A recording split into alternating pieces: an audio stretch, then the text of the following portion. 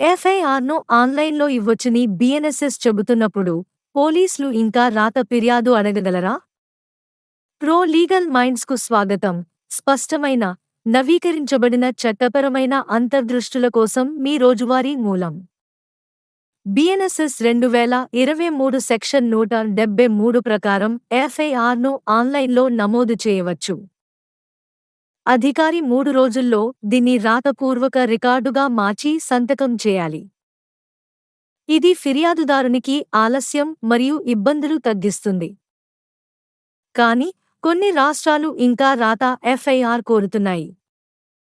Supreme court, లలిత కుమారి versus UP ప్రభుత్వం, 2014 సగ్నేయ నేరం అయితే ఎఫ్ఐఆర్ నమోదు తప్పనిసరి. మీ హక్కు తెలుసుకోండి.